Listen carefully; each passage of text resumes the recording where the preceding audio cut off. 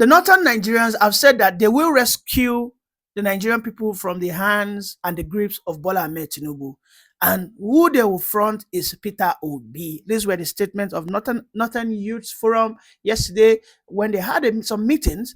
And El-Rufai has also said that no matter what Tinubu thinks he is, they will kick him out of that Aso Rock. Well, at this stage, if the North can support a Peter Obi, I am all for it. But in a situation whereby the North will present a Northerner, I am against it. I would rather have a Tinubu complete its 8 years. The North must begin to respect the tone of the South, that we are not under citizens. We are not lower citizens, neither are we sub-citizens, that we are all at par, the same level. We have equal rights to the power of presidency. Now we can see that they present a shocking move for Tinubu. Tinubu now seems to shiver. He doesn't even know what to do. They are now presenting a new political party, ADC, and this party seems, for me, it seems to be yet not corrupted by the political elite. And how this is possible, I don't know, but we know that a Tinubu will not be an easy ride or an easy walkover, because we know that Tinubu himself, should I call him a master strategist or should I just call him evil genius? I think I'll go with that. I think Tinubu is an evil genius who knows how to pour discord into every conversation, not how to plant moles everywhere.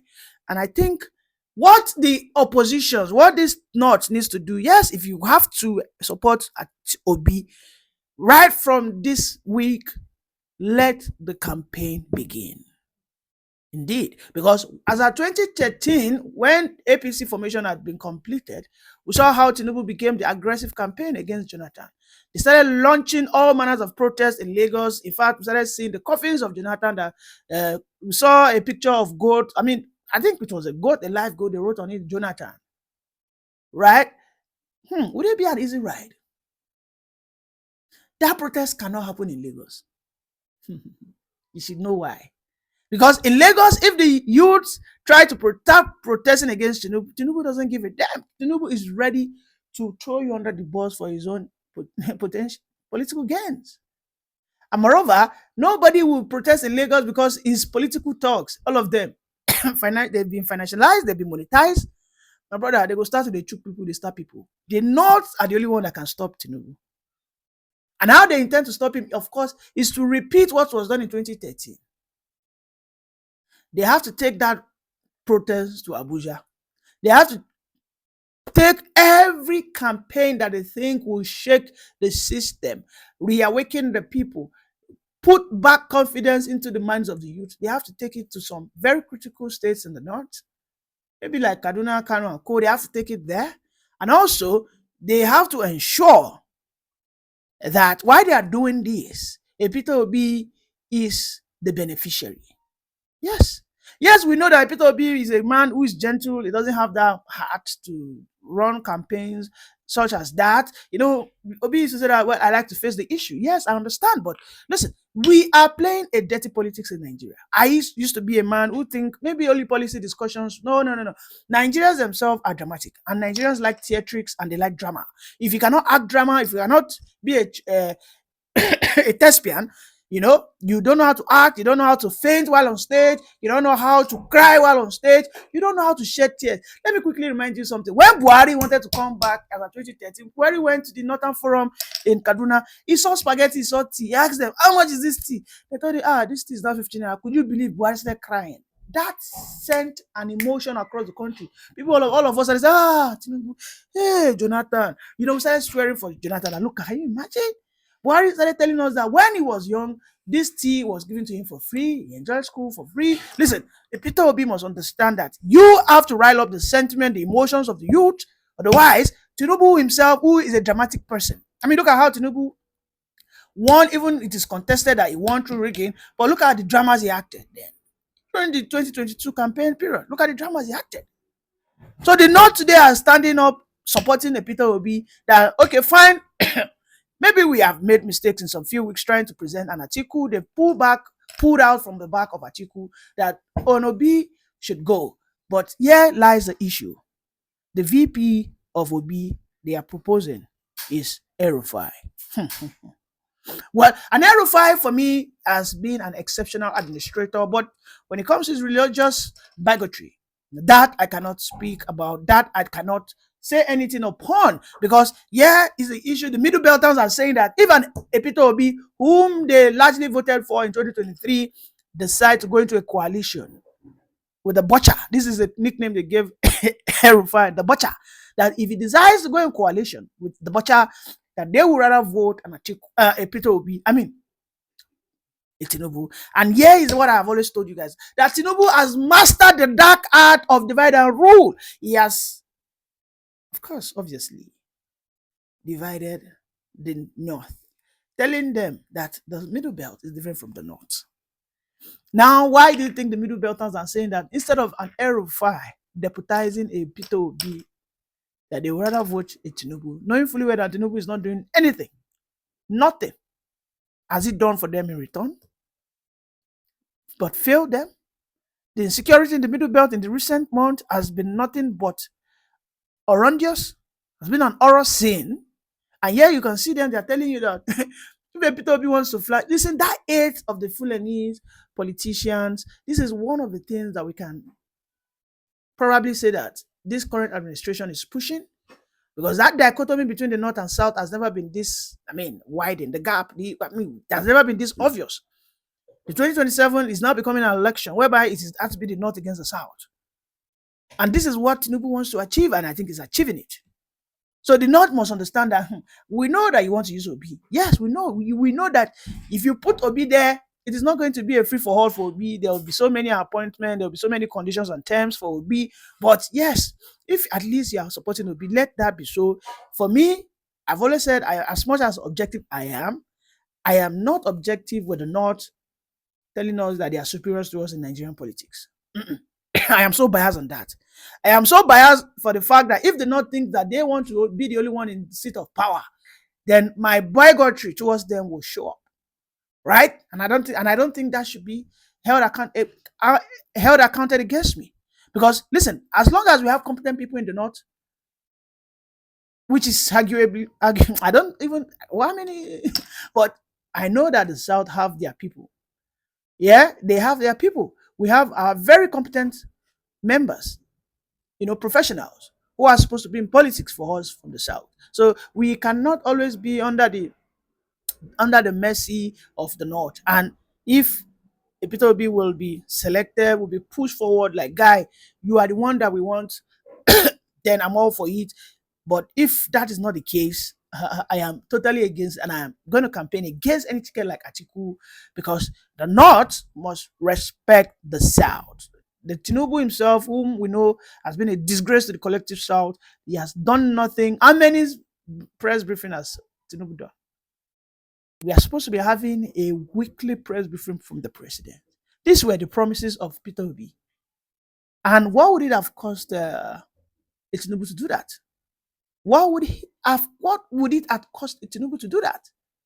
The issue of insecurity going in the North, in Maiduguri today, if this guy cannot go there, why is he not having like seminars, web seminars? Invite the Nigerian people, let them question you, let them challenge you as the president. But what we see now is our president is on a high horse. He seems to be unreachable. All we need to do is stretch our hands, and we yet cannot touch the feet of his soul. It's a situation whereby Nigeria is in a state of capture, and the North, they feel threatened, like nobody can actually capture Nigeria if it's not us. Hence the reason why they are doing everything to push for Peter Obi. And I think indeed, yes, this is a right decision. And I think Peter Obi should take it. Because I've only heard and listened to what the Northern Youth Forums came out to say, that they will push their weight behind a Peter Obi to unseat Tinubu. And a Peter Obi will never unseat Tinubu without the support of the North, which I agree wholeheartedly. For me, it is a welcome idea. Let us listen to the campaigns of Erufai against Tinubu recently. As at 2022 to 2023, there were so many campaigns that Shetima will topple Tinubu and become the president of the day. These were one of the agendas that was sold to the gullible Northerners, and for that reason, they supported Tinubu wholeheartedly. But today we can see that Shetima has become a shadow of himself. And in fact, Shetima has now become a ghost worker in Aso Rock, unfortunately. It is clear that Tinubu is not running a president of the Nigerian Federation, but Tinubu is running a president of dividing the country into the north and south dichotomy.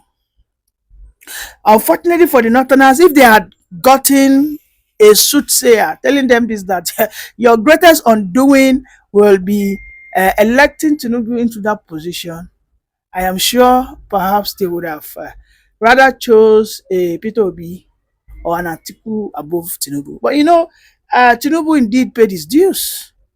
In fact, I mean, there have been rumors or videos that went viral where they said Tinubu said that, well, you guys, you guys didn't vote for me. I paid my way, I paid the price, and I paid the dues. So I do not want to disagree with that statement because apparently, since the period of 2011, 2014, and then 2019, yes, Tinubu has been actively involved in the in the Nigerian politics, supporting the North to assume power. We saw him as at 2014, how he did everything to kick out a Jonathan, who was a fellow Southerner like him.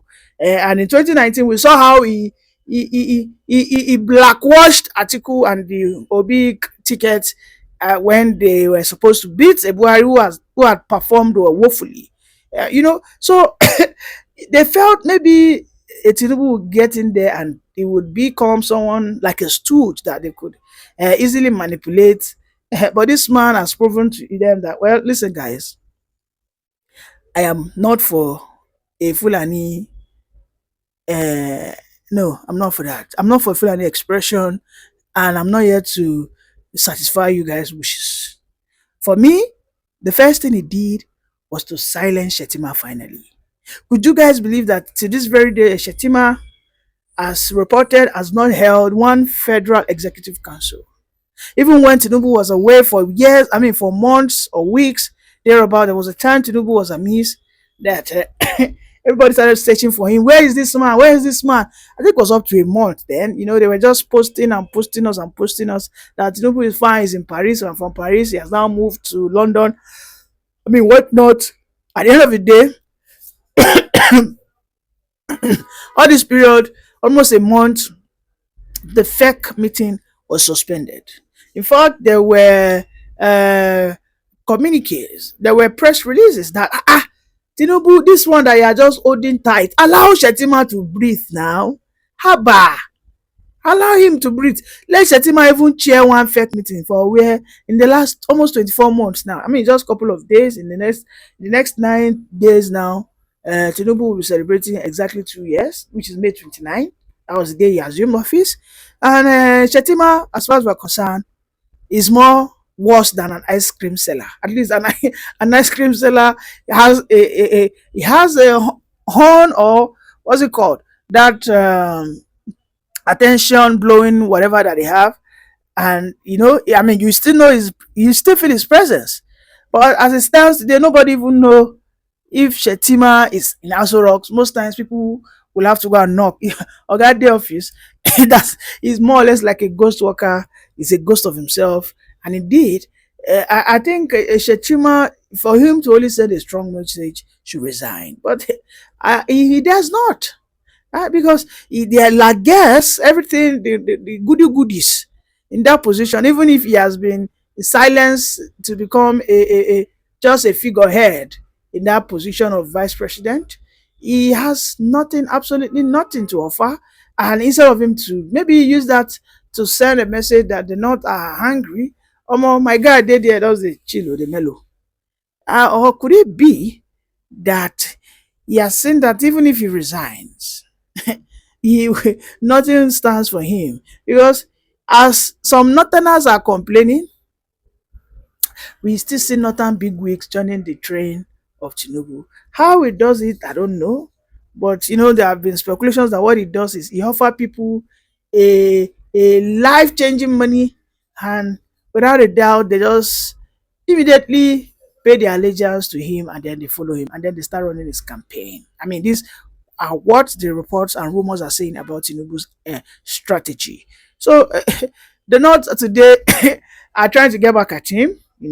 They are doing everything, and they are looking for a southern partner that will join the train. The North are very hungry and hungry for power. They are impatient. They do not want to have that patience that by 2021, that is indeed when we are supposed to return. They are doing everything to just kick a southern guy out of that seat. Well, for me, if they want to kick out a Tinubu, yes, the South should in mass support a southerner. There is Peter Obi there. There are so many other southerners who are fit to outperform Tinubu, right? But in terms of popularity as it stands today, Peter Obi has that popularity to stand with Tinubu. But you see, this North will always put themselves first. That is the issue. They don't want to know maybe it is a turn of the South. They will always put themselves first. That is the problem I have with them. They will never think it through that, okay, no. Let us go and take, when that 2013, a Tinubu could have gone and run against Jonathan. But Tinubu read the room. He said, the North have not completed their 8 years, Yeah. And as at that time, Buhari said he was already tired of running. Then Tinubu said, let me go and call Buhari. He said he went and he met Buhari weeping. I mean, these are his statements, not mine. And I think everybody knows about this.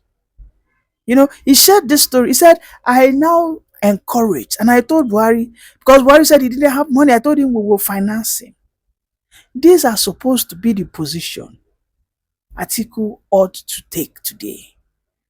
Go into this coalition, having an Obi be the ticket runner, let him be the face of the ticket. And then, because considering your age, Atiku is just, at least Atiku in a year or two will be 80. Abi? So by 2027, Atiku will probably be maybe 81 or 82. So, I mean, for goodness sake, what can Atiku do as at that time? But Atiku can be an exceptional statesman, or he could build a legacy for himself and pick someone. Maybe El-Rufai he wants to pick him. Maybe it is Aminu Tamboa and pick him. Let these people deputize Obi. Maybe it is this man that said Fulani are global citizens. I can't even remember the man's name. This Bala Mohammed. I mean, these are northern governors that we know that they have a loud mouth. You, Atiku, deputized. Oh yeah, go. But this slot, about 15 slots, juicy ones. These are what I will do. These are what I will do. Period. The North must understand that it is not about them alone. It is not about them. This was the thing they told them. Shettima will get there, he will suppress Tinubu. See am now, Tinubu don't. Tinubu use the Yoruba sense. All of a sudden, Shettima is a ghost of himself. No, in fact, Shettima is not happy. We can see him in his body language. He's not happy. The issues that are going on in Borno, going on in this thing, why is Shettima not going there? I mean, if the president does not go, why is Shettima not going there? To encourage his governor, encourage the military, and also charge the president. But we know that Shettima is not unhappy, and there are